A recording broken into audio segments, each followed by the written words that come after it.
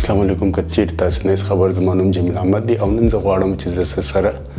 د هیلث په اړه خبرې وکم. اول خو زه تاسو خوش راغلی درته وایم په دې چینل کې چې ما چینل ته راغلی یاست او دوهم دا دی چې د 2020 کال یعنی کې 2020 کال مبارکي زه د اوسه تاسو ته وایم او خدای دې وکړي چې تاسو دغه 2020 کال په ډیره ښه کامیابی سره تیر سي او خپل هر خواهشونو هر امیدونه هر تاسو چې خپل ځان لپاره یو ګول سیټ کړی دی خدای دې وکړي چې هغه هم د سره ورسیږي. نن به زه سره د هیلث په اړه کې خبرې کوم. زه یو 5 ټیپس لرم چې زه غواړم چې تاسو دغه د هیلث 5 ټیپس چې هغه سره په دغه ویډیو کې زه سره شیر کوم. نن زه سره د 15 د هیلث ټیپس په اړه کې به زه سره خبرې وکم. ټیپس نمبر 1 هغه دا دی چې کریټ سپیس فور د نیو، یعنی کې د دې مطلب دا دی چې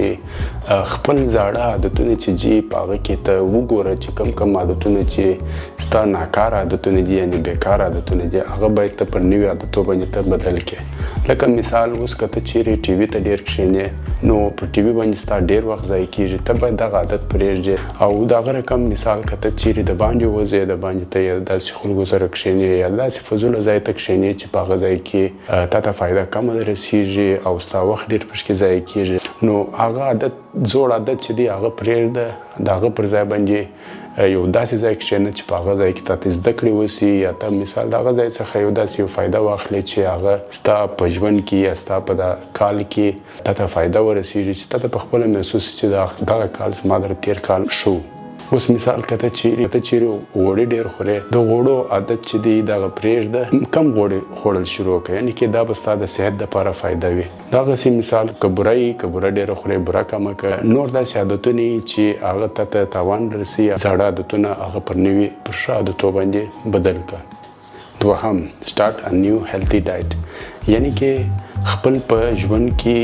خپل ځان دپاره یو ښه ډایټ ولره یو ښه پرهیز ولره. یعنی کې کته چیرې غوړي ډیر خورې د ډیرو غوړو پر ځای باندې ته خپل غوړي ډیر کم غوړي خوره. دغسې کته چیرې کولا ډیره څښې د کولا پر ځای باندې ته اوبه ډیرې څښه. دغسې کته چیرې بوره لکه د بورې چې جوړ سوي شیان ډیر خورې بوره ډیره خورې بوره بالکل بنده کړه. نو دا چې ته بنده کې د دې څخه ته په اول خو فایده دا درسیږي چې ستا صحت به ډیر ښه وي او تا ته به خپل ځان ډیر داسې سپک درته معلومیږي ډیر به اکټیوه وي او دوهم دا دی چې ستا بدن که ښه اکټیوه وي ستا دماغ چې دی هغه هم ښه حرکت کوي یعنی کې ښه پروډکټیو وي. نو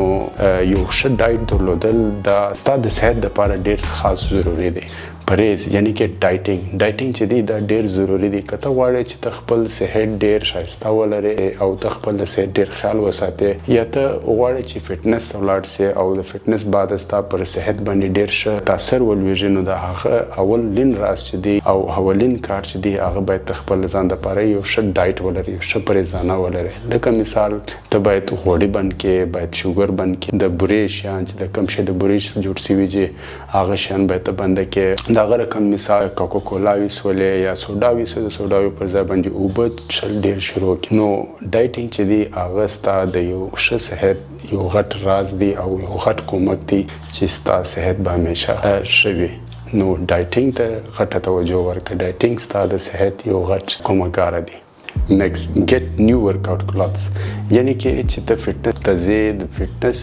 دپاره چې ته غواړې خپل ځان موټیویټډ وساتې نو د هغه دپاره باید ته کله یا نوی ځان ته شارټ واخلې یا نوی خپل ځان دپاره یو ټي شرټ واخلې هغه ته موټیویټ ساتي. یعنی کې چې ته فټنس ته ولاړ سې ته په یو نوي شارټ کې یا په نوي ټي شرټ کې ولاړ سې ته چې خپل ځان ته وګورې ته خپل ځان ښایسته ښکاري چې تا ته خپل ځان ښایسته وښکارېدی نو ته ښه محسوسې او چې ته ښه محسوسه کړې نو بیا ته ښه موټیویټډ کېږې او ته خپل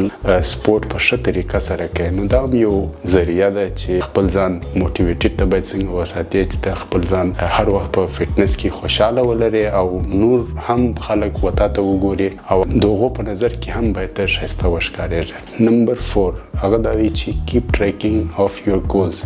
یعنی کې تا کم ګولز چې تا خپل په ژوند کې د خپل ځان لپاره سیټ کړي دي د هغه ګولز همیشه په هفته یا 2 هفتې کې یو ورځ د ځان سره کښېنه او د هغه ټریکینګ کوه. ټریکینګ معنا دا دی چې هغه باره کې سوچ ووهه چې په هغه کې کم کارونه تا در سره ورسول او کم کارونه تا نه دي رسولي او کم کارو کې ته ناکامه سوی، نو هغه ته دا فایده لري چې په کم کارو کې تا کامیابي حاصله کړي، هغه ته یو خوشحالي درکوي. او په کم کارو کې چې ته ناکامه سوی د هغه په باره کې ته سوچ وایې چې ته به بیا په آینده هفته کې یا په آینده ورځو کې به ته د هغه غلطیانو څنګه اصلاح کوې. نو دا یو ذریعه ده چې ته خپل په سالانه ګول کې به ته په سالانه پلان کې به ته کامیابي حاصله کړې.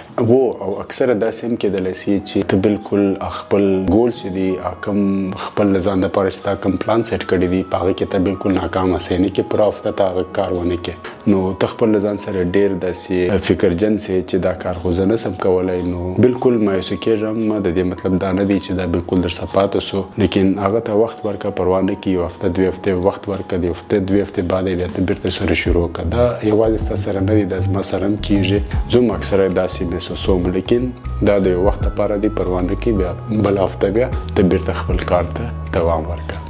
نیکسټ ټیپس هغه دا دی چې د خوب ډېر خیال ساتل دا بیخي ډېر ضروري دی.